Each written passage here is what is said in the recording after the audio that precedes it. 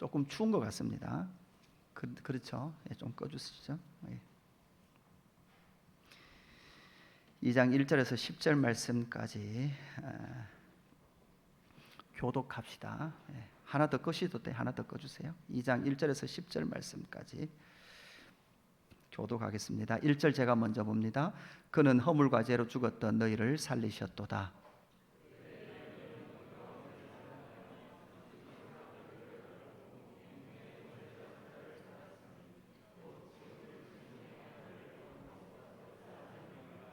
전에는 우리도 다 그 가운데서 우리 육체의 욕심을 따라 지내며 육체와 마음이 원하는 것을 하여 다른 이들과 같이 본질상 진노의 자녀이었더니 국률에 풍성하신 하나님이 우리를 사랑하신 그 큰 사랑을 인하여 허물로 죽은 우리를 그리스도와 함께 살리셨고 너희는 은혜로 구원을 받은 것이라. 또 함께 일으키사 그리스도 예수 안에서 함께 하늘에 앉히시니 이는 그리스도 예수 안에서 우리에게 자비하심으로써 그 은혜의 지극히 풍성함을 오는 여러 세대에 나타내려 하심이라. 너희는 그 은혜에 의하여 믿음으로 말미암아 구원을 받았으니 이것은 너희에게서 난 것이 아니요 하나님의 선물이라. 행위에서 난 것이 아니니 이는 누구든지 자랑하지 못하게 함이라. 이는 그리스도 예수 안에서 선한 일을 위하여 지으심을 받은 자니 이 일을 하나님이 전에 예비하사 우리로 그 가운데에서 행하게 하려 하심이니라.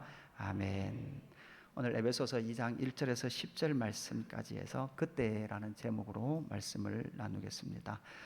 여러분 요즘 미국에서 또 한국에서 유행하는 족속이 하나 있는데 그 족속은 파이어족이라고 합니다. 파이어족. 여러분 들어보셨습니까? 파이어족이라고 하는데, 자, 이 사람들은 어떤 사고를 가지고 있는가 하면 경제적 자립을 위해서 조기에 직장 생활을 열심히 하고 직장 생활을 하는 동안 극단적으로 절약을 해서 빨리, 그러니까 40대 후반에는 은퇴를 하자. 그죠? 은퇴를 해서 이제 여유 있는 삶, 노후의 삶을 즐기자라고 이야기를 한다고 합니다. 그래서 미국에서 최소한 $500, 또 현실적으로 사실은 $10,000, 그러니까 1,000달러인가요? 그러니까 우리나라로 보면 뭐 6, 7억, 많으면 12, 3억 정도. 다시 크게 말해서 뭐라고요? 제가 틀렸어요? 예. 그러면 평생 노후자금으로 500만 원인가요? 예. 6억에서 12억으로 알고 있는데 아닌가요? 제가 틀린 것 같습니다. 이거 어떡하죠? 틀렸는데 제가 모르는데 어떡하죠? 설교를 마쳐야 될까요? 그러니까 여러분 뭐 많은 그 40대 후반에 노후 자금을 충분히 모으려고 한다면 이게 이제 그 고연봉 고소득자가 가능하겠죠. 그러니까 고소득자들이 이런 삶을 살려고 하다 보니까 이런 유행들이 나라에 생기기 시작하죠. 그럼 문제는 이제 이런 사조에 많은 젊은이들이 끌려가기 시작하죠. 그렇게 월급이 그렇게 많지 않은데 나도 40대 후반에 은퇴하자. 그죠? 그리고 그만한 돈을 모아서 은퇴하자. 여러분 그러다 보니까 결국은 뭐를 해야 됩니까? 주식을 해야 합니다. 코인을 해야 합니다. 한 방을 터뜨려야 합니다. 한 방을 기다리며 사는 거죠. 여러분 어제 로또 복권 몇 명 당첨됐습니까? 어젯밤에 추첨했죠? 몇 명 당첨이 됐습니까? 이때 5명이 나와야 되는데 5명 됐습니다. 1인당 38억을 받았습니다. 여러분 이걸 로또를 들고 한 방이 터지기를 기다리며 살아가는 수밖에 없는 거죠. 여러분 X세대 들어보셨습니까? X세대가 어떤 세대입니까? 여러분 지금의 세대를 뭐라고 부릅니까? MZ세대. MZ세대는 어떤 세대입니까? 각 시대를 대표하는 그 사조들을 언론들이 만들어낸 거죠. 여러분 외환위기를 아십니까? 국제금융위기를 아십니까? 오일 쇼크를 아십니까? 이라크 전쟁을 아십니까? 우크라이나 전쟁을 아십니까? 여러분 사실 우리는 언론으로 그렇게 보게 되는 거죠. 그래서 사실 여러분 저는 군대에 있을 때 IMF가 왔습니다. 그래서 장교들이 너희는 고마운 줄 알아라. 지금 밖에는 밥도 못 먹는데 너희는 군대가 있기 때문에 하루에 3끼의 밥을 먹는다라는 이야기를 듣고 전역을 했습니다. 근데 저희 아버지 새끼밥 식사 다 하고 계시더라고요. 시골에 사시던 저희 부모님은 IMF의 영향을 사실은 제가 지금 생각해 보면 별로 받지 않았습니다. 그러나 전 나라가 망했다.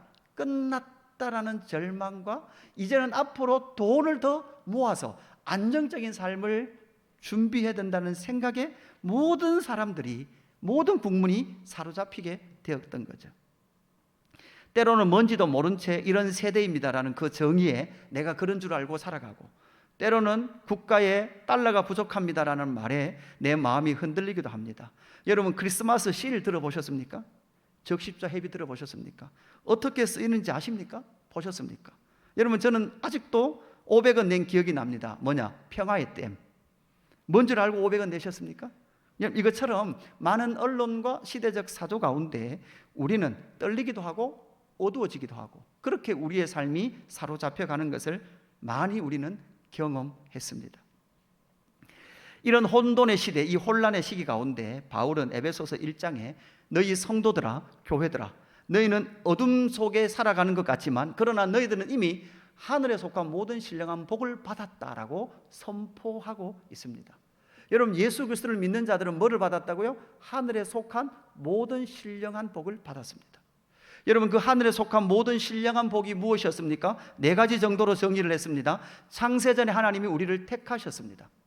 보여주시죠? 창세전에 하나님 우리를 택하셨습니다. 두 번째는 그 기쁘신 뜻대로 우리를 뭐 하셨다고요? 예정하셨습니다. 이 예정은 물질에 관한 것이 아니라 인류 사람에 관한 것이고, 사람에 관한 것 중에서도 구원에 제한된 하나님의 예정이죠. 하나님이 구원하시기로 예정하셨습니다. 그리고 그의 피로 말미암아 속량 곧 죄 사함을 얻게 하셨고, 그로 말미암아 우리가 예정을 입어 그 안에 하나님의 기업이 되게 하셨습니다. 하나님의 나라가 되게 하셨습니다. 이것이 바로 하늘에 속한 모든 신령한 복이에요. 우리의 노후를 담보하신다든지, 하나님께서 헌금을 조금만 하면 너희들에게 물질의 복을 엄청 부어주시겠다든지, 이런 내용이 나오지 않지요. 그러면서 사도는 기도를 통해서 성도에 나타난 3가지 영광, 여러분, 이 하늘에 속한 신령한 복을요, 바울은 202단어를 한숨도 쉬지 않고 문장을 끊지도 않고 우리에게 알려줬어요. 그리고 나서 또 길게 기도하면서 그 기도 속에서 성도인 너희의 영광이 어떠한 것을 우리에게 이야기해 주고 있죠. 여러분, 우리가 성도가 얼마나 영광스러운지, 성도는 어떤 사람들이었습니까? 지혜와 계시의 영을 받은 사람들입니다. 여러분, 우리는 무엇을 받았다고요? 지혜와 계시의 영을 받았어요. 바울이 그렇게 기도하고 있거든요. 그리고 두 번째는요, 마음의 눈이 밝아진 사람들이, 마음의 눈이 밝아져서, 그리고 주님의 몸된 교회를 얻은 사람들이에요. 하나님의 기업을 얻은 사람들이란 말이에요. 그래서 이렇게 그 영광을 얻은 사람들이 알아야 될 것이 3가지 있다라고 우리에게 말씀해 주고 있습니다. 여러분, 뭐를 알아야 됩니까? 부르심의 소망이 무엇인지 알아야 합니다. 여러분, 바울은 자기가 부름받을 때 자기를 향하신 하나님의 계획이 뭔지를 선명히 알았습니다. 그래서 그의 인생은 전혀 흔들리지 않은 삶을 살았습니다. 여러분, 물어보겠습니다. 여러분을 하나님께서 불러내셨죠? 세상에서 불러내셨죠? 이스라엘을 애굽에서 불러내셨듯이 저와 여러분을 불러냈습니다. 불러내셨다면 뭐가 있다는 말이에요? 목적이 있단 말이에요. 여러분, 물어보십니다. 여러분, 하나님께서 여러분을 부르신 부르심의 목적을 알고 계십니까? 성도가 알아야 될 것이에요. 모르신다면 여러분, 말씀을 연구하십시오. 말씀을 공부하십시오. 그리고 이 속에서 발견하십시오. 그리고 기도하십시오. 그리고 그 기업의 영광의 풍성함이 무엇인지 알라라는 것이죠. 하나님의 나라가 얼마나 풍성한지. 여러분, 세상 공부 그만하시고 세상 정보 그만 보시고 하나님의 그 기업과 나라의 풍성함을 알아가도록 우리의 인생을 살아야 되는 것이죠. 그리고 그뿐만 아니라 우리에게 베푸신 능력의 지극히 크심이 어떠한지를 알아가는 거죠. 여러분, 무엇을 알아가고 있습니까? 예수 그리스도, 우리에게 베푸신 예수 그리스도의 능력의 지극히 크심이 무엇인지를 우리 가운데 알아가기를 하나님은 원하고 계시는 거예요. 그래서 우리 인생 동안 우리가 알아가야 될 이 풍성한 것들을 우리에게 주시기 위하여 하나님은 우리에게 뜻을 주시고, 하나님의 의지를 가지고 열심히 우리 삶 가운데 뭐 하실까요? 하나님은 우리 삶 가운데 간섭하십니다. 여러분, 하나님께서 우리 삶 가운데 간섭하시죠. 여러분, 청소년들 간섭하는 게 싫죠? 여러분, 저기 이제 제가 막 청소년들 자리 제가 막 이렇게 간섭해가지고 앉았거든요. 지금 입이 돌아갔어요, 그죠? 눈빛이 안 좋아. 간섭, 저 때는 간섭하기 싫은 거예요. 근데 여러분, 중년이 되니까 여러분, 그죠? 남편들이 제발 좀 간섭해주면 좋겠죠. 아닌가요? 여러분, 남편들이요, 아내가 제발 좀 간섭해주면 좋겠죠. 내가 무슨 옷을 입는지 제발 관심을 좀 가져주면 좋겠어요. 그게 이제 어느 때가 되면 그런 것 같아요. 하나님은 하나님의 경륜과 예정과 작정하심을 통해서 하나님은 우리의 인생에 간섭하시고 우리의 인생을 이끌어 가시는 거예요. 근데 사춘기 때는 그게 싫어요. 내 마음대로 하고 싶은 거죠. 그러면서 하나님은 이렇게 바울을 통해서 성도에게 주신 하나님의 영광이 얼마나 큰지를 에베소서 1장에서 말씀해 주고 나서 2장에서 그러면 이 큰 영광을 본 우리가 이제 어떻게 살아야 될까라는 것을 빨리 풀어가면 좋을 건데, 이렇게 풀어가지 않고 그 사이에 뭔가 하나 끼워 넣는 거예요. 오늘 끼워 넣고 있는 것이 2장 1절부터 나오는 거죠. 오늘 2장 1절부터 나오는 단어를 중심해서 그때예라는, 여러분 2장 2절에 나오죠. 그때예라는 이 단어가 나오는데, 여러분 우리가 그때예 그러면 우리가 느끼기에 이건 시간이죠. 어떤 때예라고, 때, 시간. 그런데 여러분 여기서 주의해야 될 것은 그때라는 시간이라기보다는 어떤 상태, 그런 상태에 있을 그런 상황에, 이런 말의 단어에 가깝습니다. 그래서 시간을 나타내는 것이 아니라 상태를 나타내는 단어가 되는 거죠. 다른 말로 하면 절망과 낙심, 앞에서 서두에서 말씀드렸듯이 어둠과 혼돈 가운데 살아가고 있는 인간의 그런 상태, 그 상태에서 하나님께서 어떤 일을 하셨는지를 1장에서 말씀해 주고 나서 2장에서 이제 하나님께서 그렇게 하셨으니 그 영광의 풍성한 기업을 주셨으니 너희가 어떻게 살아야 된다라는 것을 말하기 이전에 2장에서부터 2장 1절부터 3절까지는 우리의 인간의 상태가, 이렇게 하나님이 간섭할 수밖에 없는 인간의 상태는 이러했단다라는 것을 먼저 알려주는 거예요. 다른 말로 하면 여러분 로마서 1장, 2장, 3장에 나오는, 여러분 이걸 인재론이라고 해요. 인간론, 성경이 말하는 인간론이 로마서 1장, 2장, 3장에 나오거든요. 그 1장, 2장, 3장을 바울은 에베소서 2장 1절, 2절, 3절 세 절로 정리를 하고 있어요. 인간이라는 존재는 왜 이럴 수밖에 없었는가? 인간이라는 존재 가운데 하나님은 왜 간섭할 수밖에 없었는가? 이 상태를 우리에게 말씀해 주면서 다음 이야기로 넘어가기를 원하고 있는 거죠. 그래서 그때에, 그러면 그때란 어떤 때인가? 오늘은 크게 세 대지가 있습니다. 크게 세 대지가 있고, 첫 번째 대지 밑에 방갈로 1번, 1, 2, 3번 세 개의 대지가 있습니다. 그러니까 여러분 에베소서가 이게 참 힘든 게 너무나 영광스러운 책인데요, 내용이 너무 많아요. 그죠? 대부분 주석가들은, 설교자들은 이 에베소서 2장 1절부터 10절까지를 20번 정도를 설교를 했습니다. 이 20번 정도 설교한 걸 오늘 저는 한 번에 다 해야 돼요. 그죠? 그러니까 엄청나게 많은 양이에요. 그래서 오늘은 어떻게든 큰 1번, 2번, 3번 있고 1번 밑에 방갈로 1, 2, 3번 있어요. 그러니까 여러분 이제 왜 그런가 하면 제가 설교하다가 막 큰 번호 밑에 첫 번째 이러면 끝날 때가 됐는데 또 목사님이 첫 번째 그러는 거죠. 그러면 미칠 지경이죠. 그죠? 저 또 첫 번째 시작해서 어떡하겠단 말인가, 막 이런 생각이 들 거예요. 그래서 너무 고민하지 마시라고, 시간이 되면 마칩니다. 그러니까 시간이 되면 마치니까, 그죠? 첫 번째 대지입니다. 첫 번째, 인류를 향한 인간의 상태가 어떠했는지를 우리에게 말해주고 있는데, 첫 번째는 전에는 우리에게 아무런 소망이 없었습니다 라고 이야기하고 있습니다. 이 영광스러운 복음이 우리에게 나타나기 전에 우리에게는 소망이 없었다라고 분명히 바울은 말하고 있습니다. 그런데 왜 소망이 없었느냐? 방갈로 1번입니다. 왜 소망이 없었는가 하면 우리는 허물과 죄로 죽었던 상태였기 때문에 소망이 없다, 희망이 없다라고 성경은 말하고 있습니다. 1절 보십시오. 그는 허물과 죄로 죽었던 너희를 살리셨도다, 이렇게 말합니다. 여러분 여기서 사실은 살리셨도다라는 단어는 원어에 보면 나오지 않습니다. 살리셨다라는 단어는 저 5절에 가서 나옵니다. 그러니까 살리셨다라는 것을 계속 아끼고 있는 단어입니다. 응축하고 있는 단어입니다. 인간이 죽은 상태를 강하게 묘사한 이후로 그리스도께서 너희를 드디어 살리셨다, 이렇게 선포하는 게 5절에 나타나는데, 문맥상 이건 번역을 한 겁니다. 그래서 2장 1절에 이미 그는 허물과 죄로 죽었던 너희를 살리셨도다로 우리 성경은 번역됐습니다. 원어로 보면 그는, 다시, 너희는 허물과 죄로 죽어 있었다라는 번역이 정확한 번역이 되겠습니다. 그래서 여러분, 죽어 있었다, 너희는 죽어 있었다라고 우리에게 말하죠. 그렇다면 여러분, 과연 우리는 죽어 있는가? 다른 말로 하면 하나님을 알지 못한 사람은 죽어 있는 상태인가? 여러분, 예수 안 믿는 사람, 교회 안 다니는 사람 지금 죽어 있는 상태입니까? 아니요, 살아있어요. 우리보다 더 활기차게 살아있어요. 여러분, 몸짱들도 있고요, 엄청나게 활기차게 사는 사람들이 있습니다. 그들이 있음에도 불구하고 성경은 그는 허물과 죄로 죽었던 너희를 이렇게 말하면서 너희는 죽어 있었다라고 분명히 말씀하고 있죠. 그런데 죽었는데 왜 죽었는가 하면 허물과 죄 때문이에요. 여러분, 허물은 뭡니까? 파라트토마라는 단어를 쓰는데 잘못된 걸음이에요. 발걸음을 잘못한 거예요. 두 번째는 하마르티아, 죄가 하마르티아죠. 하마르티아는 뭐라 그랬습니까? 관역을 벗어나는 거예요. 인생이 가야 될 관역이 있는데 그 관역을 벗어나 걷는 거예요. 그거 다 뭐라는 거예요? 그거 다 허물과 죄라는 거죠.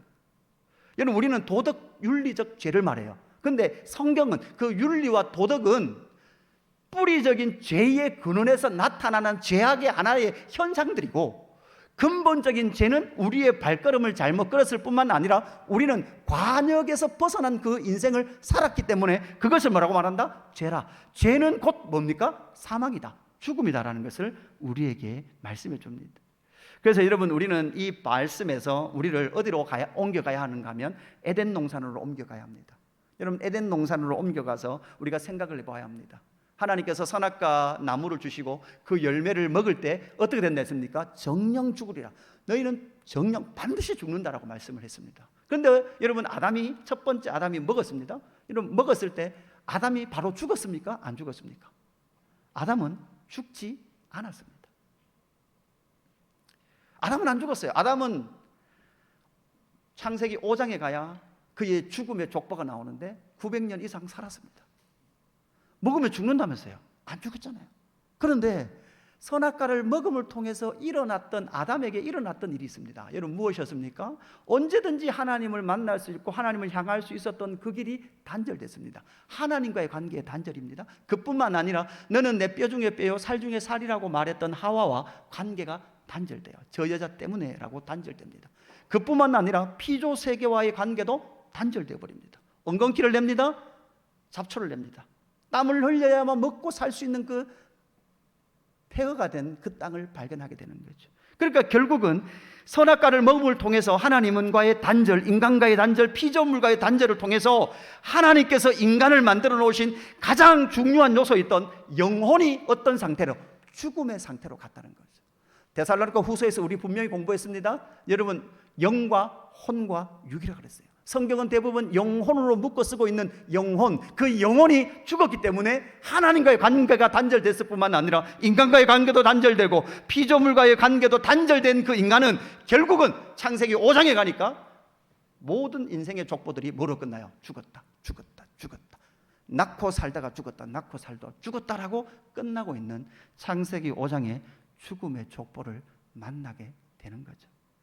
여러분, 지금은 안 죽은 것 같습니다. 활기차게 사는 것 같습니다. 그러나 결국은 다 죽습니다. 안 죽은 사람 없습니다. 그 죽음의 삶을 살아갈 수밖에 없는 거죠. 고로 모든 인간의 영혼은 죽었으며 육체로 잠시 이 땅의 시간을 살지만 그러나 시간을 산 이후에 모든 육체까지도 죽습니다. 그러므로 그때는 허물과 죄로 죽었던 우리의 상태였기 때문에 인간에게는 아무런 소망이 없었습니다. 우리에게 왜 소망이 없었느냐? 두 번째, 우리는 공중의 권세 잡은 자의 종이었습니다.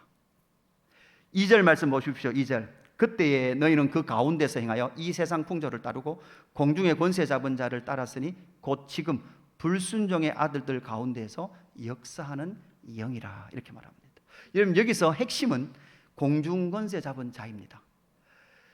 그때 너희는 그 가운데 행하여 이 세상 풍조를 따르고, 여러분, 여기서 이 세상의 풍조를 따르다 할 때 여러분 주의해야 될 것이 있습니다. 이 세상의 풍조를 따른다는 것은 신상 옷을 잡고 산다는 것이 이 세상의 풍조를 따르는 것이 아닙니다. 여러분, 제발 신상 옷 좀 사 입으세요. 그죠? 유행 따라 사는 것도 제멋이지만 멋을 좀 내도 돼요. 괜찮아요. 그죠? 여러분, 이 세상 풍조를 따른다는 것이 그런 것이 의미가 아닌 거죠. 지금은 여러분 이런 머리가 유행이 아니라 그죠? 이렇게 5대5로 다시 돌아오고 있대요. 이문경 집사님, 제가 다음 주에 유행 따라 세상 풍조를 따라서 5대5가 되도록 한번. 이런 것이 여러분 세상 풍조를 따르는 게 아니라는 거죠. 뒤에 가서 설명을 드리겠습니다. 공중의 권세 잡은 자를 따랐다, 이렇게 말하는데 공중의 권세 잡은 자는 누구를 말합니까? 사탄, 마귀, 귀신을 말하죠. 여러분, 이 앞단을 따면 뭐가 된다고요? 사마귀가 됩니다. 그래서 저는 사마귀를 싫어합니다. 여러분, 제가 어릴 때만 해도 저희 부모님들로부터 생생하게 들었던 증언들이 많이 있습니다. 뭐에 관한 증언일까요? 마을에 귀신 들린 사람이 꼭 있었습니다. 저는 뭐 몇 번 말씀드렸지만 늘 저희 주변에는, 저희 어릴 때는 저희 교회는 귀신 들린 사람이 늘 있었습니다. 뭐 그런 사람들요, 뭐 다니다가요, 낯들고 강에도 들어가고요, 뭐 낯들고 산으로 뛰어다니고요, 뭐 옷 벗고 뛰어다니고, 이건 여사 일도 아니었습니다. 그뿐만 아니라 제가 어릴 때만 해도 깊은 산속을 사람들이 넘어갈 때, 어른들이 넘어갈 때 뒤에 도깨비 불이 따라왔다라는 그 증언들은 늘 어릴 때 듣던 증언들이었습니다. 뭐 산속에 이런 멀리서 보면 산에서 빛이 한밤에 빛이 반짝반짝 나요. 근데 사실 그거는 도깨비 불이 아니고 그건 뭘까요? 짐승의 뼈라고 그래요. 대부분 이제 그 뭐 인의 요소 때문에 비친다고 하던데, 그게 아니라 실제로 도깨비 촛불 같은 불들이 사람의 뒤를 계속 따라오는 경험들을 우리 어르신들은 많이 하면서 사셨습니다. 여러분, 이것은 아주 현대 개발되지 않은 국가, 발전되지 않는 사회 가운데에서 이 귀신들은 이렇게 활동을 합니다. 그러나 세상이 점점 발전할수록 여러분, 이런 것들은 사라지고 귀신들도 나름대로 변화를 줍니다. 변화를 줘야 되는데, 여러분 여기 보면 2절 후반절을 따라오시면 이렇게 되어 있습니다. 곧 지금 불순종의 아들들 가운데 역사하는 영이라, 이렇게 되어 있는데, 여기 영이라고 번역된 이 단어는 사실 영이 아니라 생각, 사고예요. 사고. 영은 사실 공중권세 잡은 자가 이건 어떤 존재예요? 눈에 보이지 않는 영적인 존재죠. 그 영적인 존재가 지금 불순종의 아들들 가운데 역사하는 뭐라고요? 생각으로 역사한단 말이에요. 현대가 점점 사회가 점점 발전하면 발전할수록 이 공중권세 잡은 자들은 놀래키는 거, 귀신으로 훅 놀래키고, 그죠? 이 도깨비불로 우리를 놀래키는 게 아니라 뭐로? 세상 풍조의 생각, 사고로 우리를 점령해 오기 시작하는 거죠. 여러분, 여기서 우리가 또 하나 생각해야 될 것이 있습니다. 그러면 믿지 않는 그들에게 가서 너희는 지금 공중권세 잡은 자의 노예가 되어 있어, 종이 되어 있어, 이렇게 말하면 그들이 인정할까요, 안 할까요? 인정하지 않습니다. 여러분, 다시 우리가 예수를 안 믿었고, 여러분 여기서 아직 뭐 예수님을 믿지 않았을 때 여러분 생각해 보십시오. 예수님을 믿지 않았을 때 그러면 여러분은 내가 지금 저 공중권세 잡은 자의 종이 되어 있었어, 여러분 그것을 인정하고 인식하고 사셨습니까? 그렇게 산 사람은 아무도 없습니다. 지금 밖에 나가도 그렇게 사는, 인정하는 사람이 없을 거예요. 어떤 사람인가 하면 무당 정도는 인정할 거예요. 무당 정도는. 요즘 유튜브에 제가 뭐를 잘못 봤는지 모르지만 유튜브의 알고리즘에 의해서 무당님들이 자주 뜨시더라고요. 그 무당님들이 하신 말씀이 저희 고객의 30-40%는 권사님들입니다, 이렇게 말씀하시더라고요. 그죠? 이게 교회의 현실이에요. 자녀 결혼하는데도 가서 물어보고 좋은 날짜 받아서 오는 거예요. 여러분, 왜 사람들은 공중권세 잡은 자의 통치를 받고 있다라고 생각하지 못할까요? 이것은 사탄의 전략입니다. 하나님은 분명히 뭐라고 말씀하시는가 하면 내가 창조주다, 너희의 주인이다, 나의 통치를 받아라 라고 요청하세요. 그러나 사탄은 그렇게 하지 않습니다. 너의 인생의 주인은 너다. 아무도 너를 다스릴 사람이 없다. 너가 너 인생의 주인이 되어서 너의 인생을 스스로 개척하고 너를 향한 목표를 네 스스로 결정하여서 너의 인생을 살아라 라고 말하는 것이, 여러분 누가 말해주는 거예요? 이 말이 바로 사탄이 우리에게 넣어주는 말이에요. 오늘 본문 10절에 이런 말씀 보십시오. 10절에 보면 어떤 말씀 하나 나옵니까? 여러분 10절에 보면 우리는 그가 만드신 뭐라고요? 만드신 바라, 이렇게 말하죠. 여러분, 방금 말했던 하나님께서 우리를 통치하시는데, 하나님은요 대놓고 내가 창조했대요. 여러분, 지금 우리가 발을 딛고 사는 이 모든 삶의 주인은 누구세요? 하나님이에요. 우리는 하나님의 땅에 우리의 발을 딛고 살고, 하나님께서 만드신 공기를 먹고 살고 있고, 하나님께서 만들어 놓으신 모든 곡식들을 먹고 살아가고 있어요. 그죠? 그렇기 때문에 하나님은 내가 창조주다, 나의 통치를 받아라, 나의 왕됨을 인정해라라고 요청합니다. 이게 하나님이십니다. 그러나 그 반대편에 하나님 만든 거 아니야, 우리는 다 우연한 존재야, 이게 뭐예요? 진화죠. 진화론입니다. 이 세상은 지금 창조론적 세계관과 진화론적 세계관의 대충돌입니다. 사탄은 절대 인간을 함부로 점령하고 있다고 말하지 않습니다. 네 생각이 옳다, 네가 객관적인 사람이다라고 말합니다. 그러면 세상에 가장 무서운 사람이 객관적인 사람이, 내가 객관적이라고 생각하는 그 사람이에요. 내가 객관적이라고 생각하는 순간 그 사람은 자기의 인생의 주인은 자기가 돼요. 그럼 여러분, 사람이 객관적이라면 이 세상은 진짜 다 객관적이어야 돼요. 여러분, 이 세상 진짜 다 객관적인가요? 다 똑같아야 돼요. 똑같지 않아요. 다 달라요. 하나님은 내가 창조주다. 너희가 발을 딛고 사는 그 땅 나의 땅이다.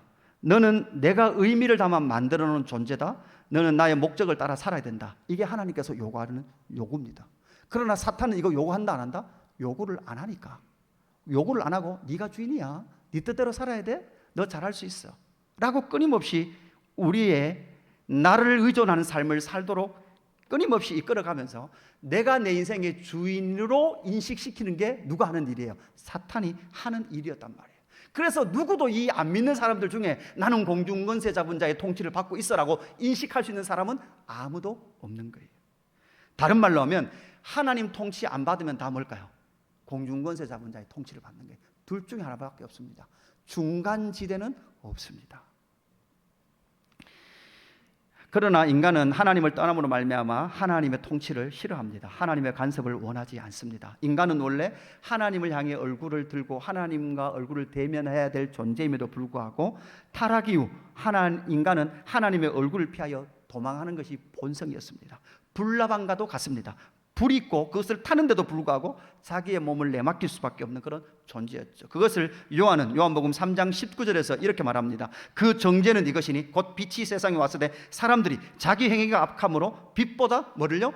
어둠을 더 사랑하는 거예요. 이게 우리가 소망이 없다는 증거예요. 빛을 사랑하지 않아요. 어둠을 좋아합니다. 여러분, 그죠? 끊임없이 인간은 원래 빛이신 하나님을 향해 나가야 됨에도 불구하고 하나님으로부터 등을 돌리고 어둠을 향해 갔던 것이 바로 인간이라는 존재라는 것이죠. 그렇기 때문에 인간 안에는 절대 소망이 없습니다. 공중권세 잡은 자, 여러분, 이 공중권세 잡은 자는 이 세상 풍조를 따르게 합니다. 이 세상 풍조는 무엇입니까? 자기의 삶의 염려와 걱정 속으로 밀어넣는 것이죠. 그리고 자기의 생각이 객관적이고 내 인생의 주인은 나라고 생각하는 그곳으로 밀어넣는 것이죠. 예수 믿으면 시간의 속박을 받습니다. 예수 믿으면 돈의 속박을 받습니다. 이게 안 믿는 사람들이 하는 말이에요. 여러분, 정말 그렇습니까? 여러분, 예수 믿는 것은요, 시간의 자유를 얻는 거예요. 뒤에 가면 나옵니다. 여러분, 우리는 시간의 자유로운 자예요. 우리는 돈의 자유로운 자예요. 하나님이 주신 것에 만족하며 살아가는 거죠. 사탄은 끊임없이 교활하게 우리를 속이고 우리의 가능성을 보도록 만들고 우리가요, 끊임없이 향수에 젖도록 만들어요. 어떤 향수? 어둠에 있던 때를 좋아하도록 만들어요. 그래서 여러분, 대부분 혼자 있을 때 여러분 뭐 하시는지를 보면 그 사람이 늘 어떤 존재이지 않은 거죠. 이스라엘 백성들이 출애굽했죠. 불러내셨죠. 근데 광야에 나와서도 계속 어디를 그리워해요? 애굽을 그리워하잖아요.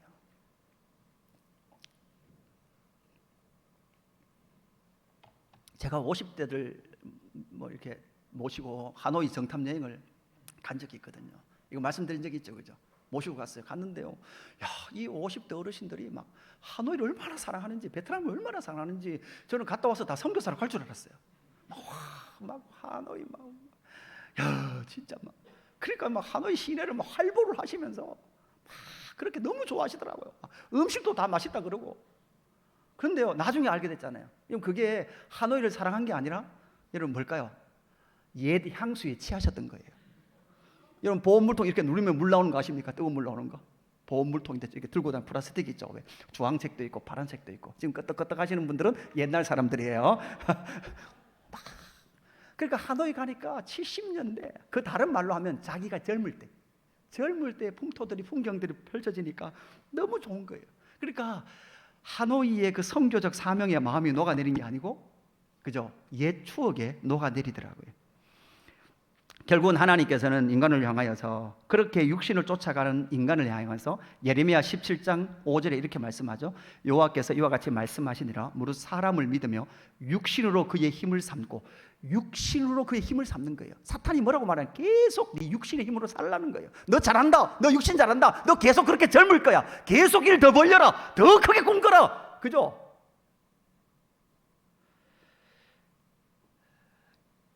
육신으로 그의 힘을 삼고 마음이 여호와께서 떠난 그 사람은 뭐 한다고요?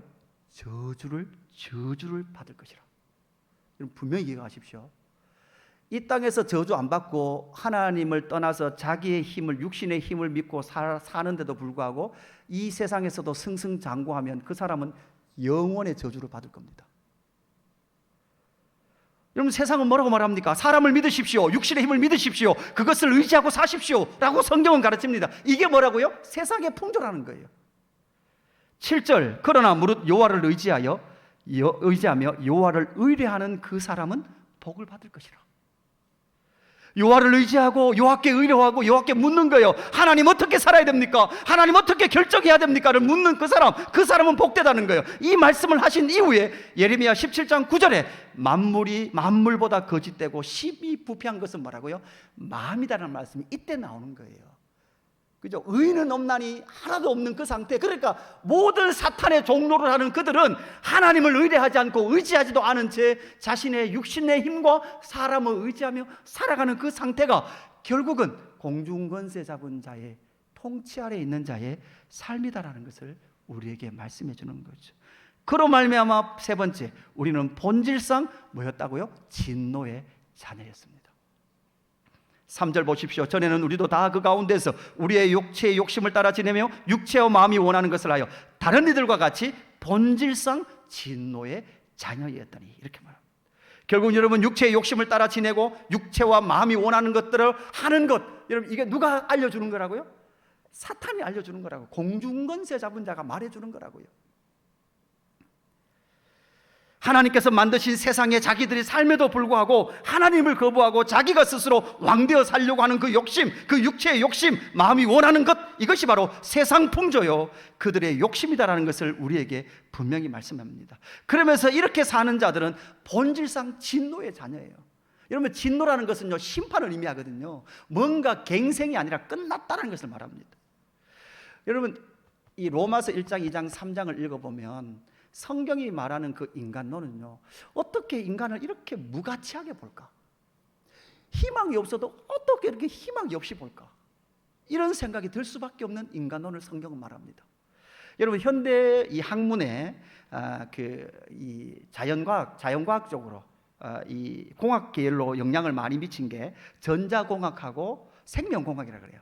이게 이제 현대 이 문명에 많은 영향을 미쳤고, 이 인문사회과학 영역에서는 심리학 상담학이 아주 많은 변화를 일으키는 영향을 미쳤대요. 이게 이제 교육학까지 영향을 미쳤다고 말하는데요. 여러분, 심리학 상담학에서는 인간을 어떻게 본다? 성경이 말하는 인간의 그런 완전히 부패함, 완전한 깨어짐이 아니라 인간 안에 어떤 가능성을 바라보면서 이 인간의 가능성을 보며 인간을 고쳐 쓸 수 있다라고 주장하기 시작하는 거죠. 여러분, 인간은 고쳐 쓸 수 있습니까? 없습니까? 한밤에 니고데모가 찾아와요. 니고데모는 나름대로 지식이 있는 사람이었어요. 나름대로 잘 살던 사람이었어요. 잘 살던 사람이 니고데모에게 와서 선생님 묻습니다. 영생이 무엇입니까? 그럴 때 예수님께서 얘 좀 그래도 나름 괜찮네, 뭔가 좀 하네, 얘 좀 고쳐 써야 되겠다라고 예수님 말씀하셨습니까? 아니면 사람이 거듭나지 아니하면 영생할 수 없다라고 말씀하셨습니까? 거듭나야 옛 것은 다 끝내버리고 새로 나지 않으면 인간은 고쳐 쓸 수 없는 존재다라는 것을 분명히 말씀해주고 있죠. 여러분, 그래서 잠언에서 여러분, 자녀들에게 매를 대라라고 말하는 것은 막 폭력을 가하라는 말이 아니라 인간이라는 실존은 그런 실존이라는 거예요. 매를 대서 곧 완전하게 징계하지 않으면 변화되지 않는 인간이라는 거죠. 여러분, 뭐죠? 뭐죠? 강형욱 씨 나오는 개는 훌륭하다 맞나요? 개훌륭, 그 프로그램 저는 잘 안 보는 프로그램인데요. 그 한 번씩 이렇게 유튜브의 하이라이트를 보면 이렇게 주인에게 도전하는 개들 있잖아요. 그런 개들을 강영욱 씨가 제일 먼저 하는 일이 뭐예요? 소파 위에 올라가고 주인의 무릎 위에 올라가는 개를 어떻게 합니까? 못 올라가게 탁 내려버립니다. 그러니까 자꾸 주인의 자리를 침범하려고 하는 개를 목을 끌고 탁 내려버립니다. 절대 그 자리에 못 얻도록. 그러면 이제 걔가 어떻게 해요? 공격을 하죠. 공격을 하면 네가 화가 났구나. 그래, 내가 너희가 공감하면 화가 났으니까 내가 좀 화가 식을 때 동안 내가 기다려줄게. 이렇게 해요. 목을 끌어올려요. 네 다리가 땅에서 다 떨어지도록 목을 잡고 올려버립니다. 그리고 개를 이겨버립니다. 개를 꺾어버립니다. 개는 뭔가 설득하고 공감할 존재가 아니라 질서정연하게 살아가야 될 존재라는 거죠. 여러분, 성경이 말하는 이유가 자녀에게 매를 대라, 이런 이유가 바로 그것입니다. 여러분, 사춘기 때는 매를 대면 안 돼요. 저 때는 매를 댈 때가 지나서 이미 눈빛이 돌아간 때는 그보다 일찍 돼야 돼요. 되려면.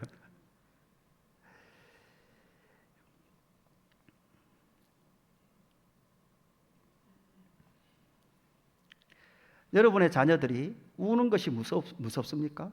아니면 여러분의 자녀들이 죄 가운데 있는 게 무섭습니까? 자녀들이 우는 것에 여러분 무서워하지 마십시오. 자녀들이 죄 가운데 있는 것을 무서워하십시오. 최근에 우리 교회에 자녀들이 많이 이제 새로운 가정들도 있고요, 있습니다. 제가 유라 때 늘 했던 말입니다. 여러분, 애들이 싸우죠? 애들끼리 싸웁니다. 교회 와서 싸웁니다. 여러분, 그래서 요즘은 장난감 집에서 거의 안 가지고 오죠. 제가 장난감 또 많이 갖고 오면 공식적으로 광고할 거예요. 집에 있는 장난감 가지고 오지 말라고.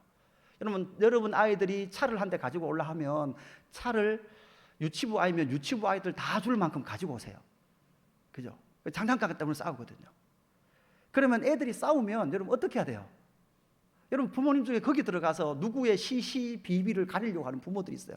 그러지 마세요. 그게 안 가려져요. 그렇다고 해서 또 너무 마음이 좋아서 내 아이 말고 상대편 아이를 달리려고 하는 엄마도 있어요. 여러분, 그러면 내 아이 상처받습니다. 그러니까 지 아이 지가 책임지면 돼요. 싸우고 있으면 안고 떼놓으세요. 그죠? 그리고 그 상대 아이는 상대 부모가 해결하도록 그냥 두셔도 돼요. 내 아이 내가 책망하면 돼요. 여러분, 예수 그리스도교회 안에는요, 상대 집 아이 책망할 수 있는 권한은 아무도 없습니다. 아이를 책망할 수 있는 권리는 자기 부모님과 예수 그리스도교회 담임 목사인 유성호와 사모인 정수열 사모 외에는 다른 아이 집에 책망하지 마십시오. 그러나 본인 집 아이는 본인 부모가 분명히 책망하십시오. 책망할 때 책망 안 하고 엉뚱한 것으로 책망해요. 책망할 때 책망해야 되고 책망할 때 지나서 책망해요. 그게 문제예요. 요즘 뭐 심리학에서 3살 이하는 책망하지 말고 뭐라 그러지 말라고 이렇게 가르친다며. 그게 성경에 어디 있습니까? 그죠? 부모가 분명히 말해줘야 합니다. 분명히 알도록 해야 됩니다. 부모의 권위에 굴복하도록 해야 됩니다. 사춘기가 되면 안 합니다. 그죠? 그 전에 해야 된다는 거죠. 본질상 진노의 자녀이기 때문에 순종하는 건 어렵습니다. 불순종하는 건 가만히 둬도 됩니다. 태어나자마자 순종이 되는 게 아니라 불순종이 되는 게 인간이라는 존재예요. 그런데 그 인간에게 자꾸 희망을 건다는 것은 불가능한 거예요. 그대로 둘 상태에서는 절대 희망이 없는 상태이기 때문에 누가 오셔야 합니까? 그리스도가 오셔야만 했고, 그리스도가 오셔서 우리에게 당할 그 진노를 누가 받으셨어요? 그리스도가 받으신 거예요. 첫 번째, 왜 우리에게 소망이 없는가? 우리는 살펴보았습니다. 두 번째 큰 대지로 넘어갑니다. 지금은 하나님의 큰 사랑으로 인하여 우리를 완성해 놓으셨습니다. 바울은 이 이야기를 하고 싶은 거예요. 너희의 상태가 얼마나 비참했는가를 봐라. 너희는 허물과 죄로 죽었던 상태였다. 공중권세를 잡은 자들 따라다녔던 그런 자들이었다. 그뿐만 아니라 그래서 본질상 진노의 자녀였다. 그러나 지금은 하나님의 큰 사랑으로 인하여 우리를 완성해 놓았다라고 말합니다. 4절, 5절 말씀, 6절 말씀까지 우리 같이 다시 한번 읽습니다. 4절, 5절, 6절 같이 읽습니다. 시작. 긍휼에 풍성하신 하나님이 우리를 사랑하신 그 큰 사랑을 인하여 허물로 죽은 우리를 그리스도와 함께 살리셨고 너희는 은혜로 구원을 받은 것이라. 또 함께 일으키사 그리스도 예수 안에서 함께 하늘에 앉히시니. 아멘. 이런 상황 가운데 있었던 우리들을 긍휼이 풍성하신 하나님이 우리를 사랑하심으로 말미암아 큰 사랑을 우리에게 베푸셨는데, 허물로 죽은 우리를 그리스도와 함께 뭐 하셨다고요? 살리셨고, 두 번째 6절에 보십시오. 또 함께 뭐 하셨다? 일으키사 그리스도 예수 안에서 함께 어떻게 했다고요? 하늘에 앉히셨대요. 그러니까 우리의 옛 본성을 예수 그리스도와 함께 십자가에 못 박아 죽이고 예수 그리스도께서 부활하실 때 우리를 다시 살리셔서 우리가 뭐 되게 하셨다? 새 사람 되게 하셨다는 거예요. 이전 것은 지나갔으니 보라 새 것이 될 것이다가 아니라 새 것이 되었도다. 할렐루야. 아멘. 그래서 우리는 예수 그리스도와 함께 살았습니다. 예수 그리스도와 함께 십자가에 못 박혀서 죽었고 예수 그리스도와 함께 살았습니다. 그뿐만 아니라 살리셨을 뿐만 아니라 우리를 일으키셔서 우리를 보좌에 함께 앉히셨어요. 통치자로 세우셨어요. 그래서 살리셨고 일으키시고 앉히신 것이요, 시제가 다 뭐로 돼 있다? 과거 완료형으로 돼 있어요. 여기서 두 가지 여러분 질문을 드립니다. 지금의 삶이 너무 힘드니까 앞으로 다 이루실 것을 네가 믿고 이 힘듦의 삶을, 믿음의 삶을 잘 이겨내라 라는 의미로 과거 완료형으로 썼을까요? 아니면 시간 밖에서 영생으로 볼 때 이미 바울이 자기가 다 완성된 것을 보고 이 말씀을 썼을까요?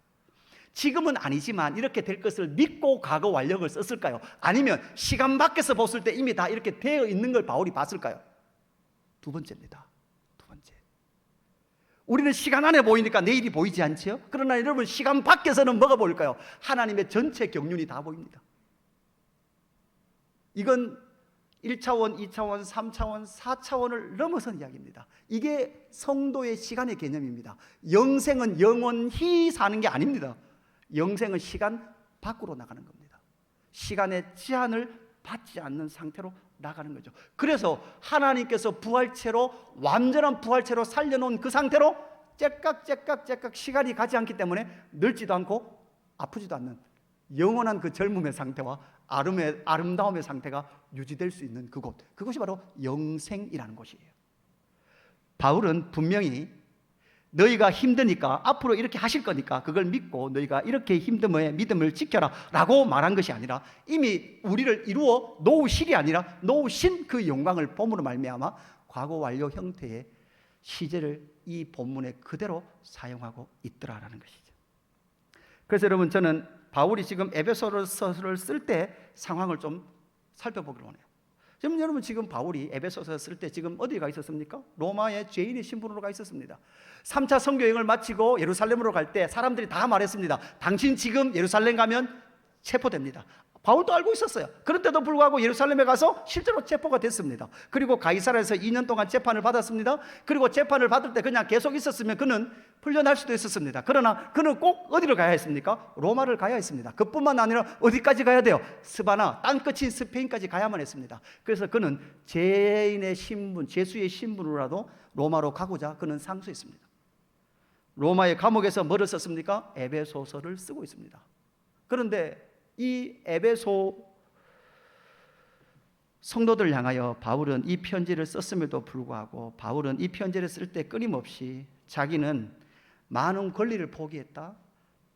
베드로처럼 아내를 데리고 같이 다니면서 선교할 것도 포기하고 일하라고 좀 쉴 권리도 자기는 포기한 채 계속 일하고 있다.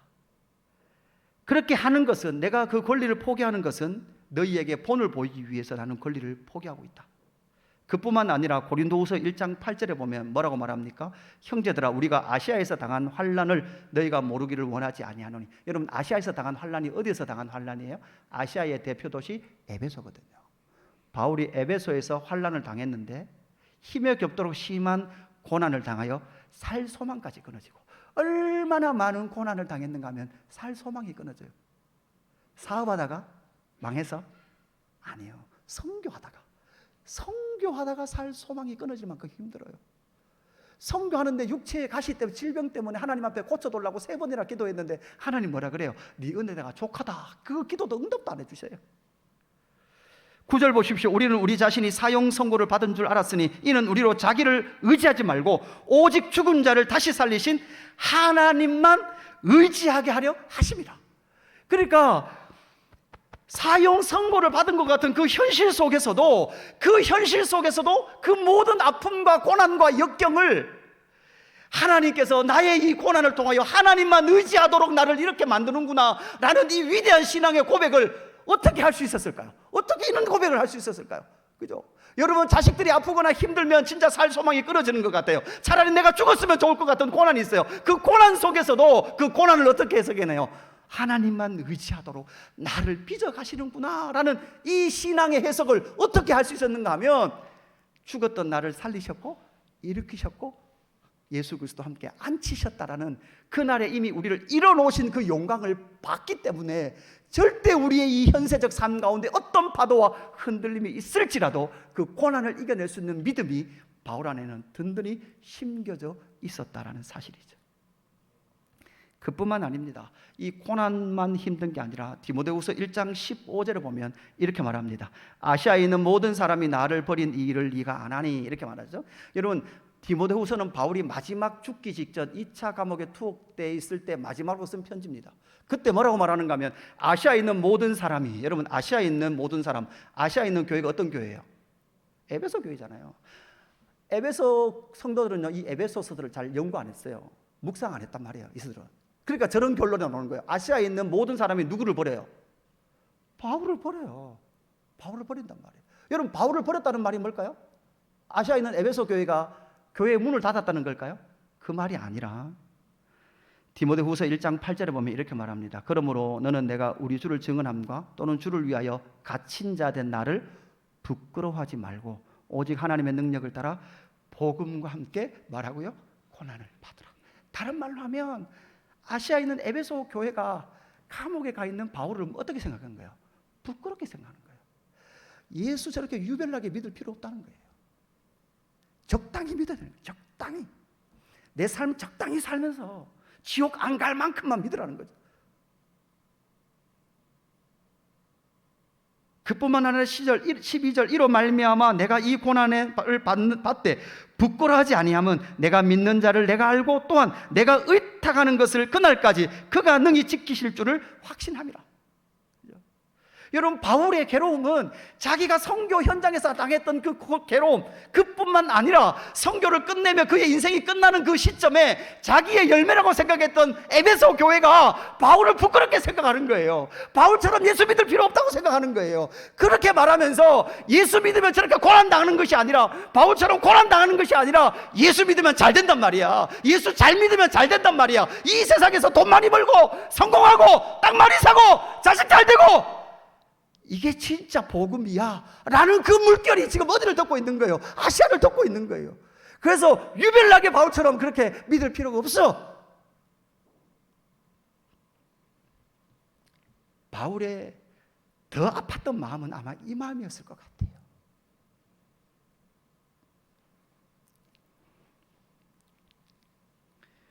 뭐 개인적인 이야기지만 해도 되는지 모르겠어요. 지금 사모의 눈을 보는 게 지금 사모 이야기를 하려고. 이게 코로나 겪으면서 이제 경제적으로 좀 다 힘드시잖아요. 다 힘드시죠, 그죠? 다 힘드신데 아내가 어느 날 이렇게 밤에 좀 마음이 좀 이렇게 어려웠는가 봐요. 이렇게 기도하고 좀 마음이 무겁고 아팠는지 이러더라고요. 당신이 설교하면서 건축연금 많이 하면 가난해진다고 자꾸 하니까 내가 건축연금 많이 했는데 자꾸 이렇게 가난해지잖아, 그러더라고요. 이제 그런 말 하지 마. 그런 말 하지 마. 요걸 안 했어요. 그거 하고 싶은데 자기가 안 했던 말. 내가 들은 내 나름대로 들은 말.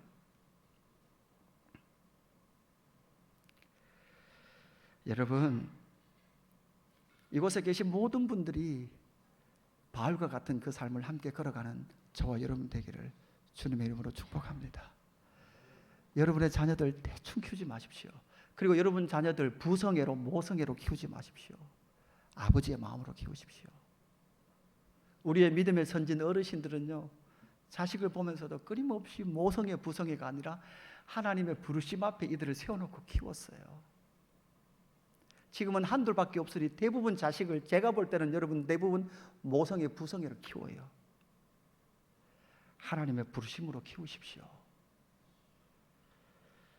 결론입니다. 세 번째 결론입니다. 시간이 다 됐는데, 세 번째는 그냥 끝납니다. 세 번째, 이제는 은혜의 지극히 풍성함을 따라 그 풍성함을 나타내며 살겠습니다. 이 선포로 바울은 이 가르침을 끝내고 있습니다. 오늘 10절 말씀, 우리는 그가 만드신 바라 그리스도 예수 안에서 선한 일을 위하여 지으심을 받은 자니. 맞죠? 만드셨죠? 하나님이 지으셨죠. 어떤 일을 위하여? 선한 일을 위해서. 이 일이 하나님이 전에 예비하사 우리로 그 가운데서 행하게 하려 하심이라. 죽었던 우리를 살리시고 일으키시고 보좌에 안성해 놓으신 그것을 믿고 어떤 고난 상황 가운데서도 예수 그리스도 안에서 선한 일을 하도록, 그렇게 말하는 거죠. 여러분, 선한 일이 무엇입니까? 바로 예수 그리스도 안에서 행하는 겁니다. 여러분, 우리는 빌립보서에서 너희는 이 마음을 품으라 곧 그리스도의 마음이냐, 하나님 아버지의 마음이니, 이렇게 나오는 이 말씀이요, 앞에 뭐 나오는지 아십니까? 너희는 이 마음을 품으라 이렇게 하는 그 앞에는요, 너희들이 서로 위로하고 형제들을 서로 돕고 이렇게 하고 있는데도 불구하고 그 모든 것을 뭐로 하라? 그리스도의 마음으로 하라. 이 마음을 품으라, 이렇게 말하죠. 다른 말로 하면 선한 일을 하면서도 위로를 해주고 이웃을 도와주고 성도사님을 도와주면서도 우리는 뭐를 챙겨가기를 원할까요? 내 공로를 챙겨가기를 원하는 그런 존재라고요. 그럴 때에도 우리는 어디 안에서 하라고요? 그리스도 안에서 하나님 아버지의 마음을 품고 그렇게 해야만 우리의 자랑이 되지 않는다라는 것을 여러분 꼭 기억했으면 좋겠습니다. 오늘 말씀 그때에 전에는 우리는 아무런 소망이 없었던 자입니다. 왜냐하면 허물과 죄로 죽었었고요, 공중권세 잡은 자를 따랐습니다. 그래서 본질상 진노의 자녀였습니다. 그 우리 가운데 우리를 찾아오셔서 하나님은 그 큰 사랑으로 인하여 우리를 완성하실 것입니다 아니라 완성해 놓으셨습니다. 그래서 오늘이라는 이 시간을 하나님의 풍성하심을 나타내며 살아가는 저와 여러분의 삶이 되기를 주님의 이름으로 축복합니다. 기도하십시다. 그럼 찬양하지 말고요, 반주만 좀 해주십시오. 여러분, 저는 묻고 싶습니다. 여러분은 하나님의 창조하심, 여러분을 지으시고 이 땅에 보내신 것을 인정하고 믿으십니까? 그렇다면 하나님께서 여러분에게 담아 놓으신 목적이 무엇인지를 알고 계십니까? 청소년, 청년 여러분에게 묻습니다. 여러분을 향하신 하나님의 목적을 여러분 알고 계십니까? 여러분, 그 목적에서 벗어난 것은 결국 비참한 삶입니다. 그 삶으로해서 벗어나라고 공중것에 잡은 자는 계속 우리를 속일 것입니다. 여러분, 이 시간 기도할 때 하나님의 뜻 안에 있게 하여 주십시오. 그리고 내 인생에 때로는 해석되지 않는 그 고난이 일어날 때마다 하나님, 그 고난조차도 내가 온전히 하나님을 의지하는 자로 빚어가시기 위하여서 하나님께서 나에게 주신 훈련의 여정이라는 것으로 내 인생의 고난을 해석해낼 수 있는 실력까지도 나에게 허락하여 주시옵소서. 하나님, 그 모든 믿음에는 이미 우리를 완성해 놓으신, 우리를 이루어 놓으신 그 영광을 바라보며 이 땅을 믿음으로 살아가는 저희들 되게 하여 주시옵소서라고 우리 같이 기도하며 나아가겠습니다. 하나님 아버지,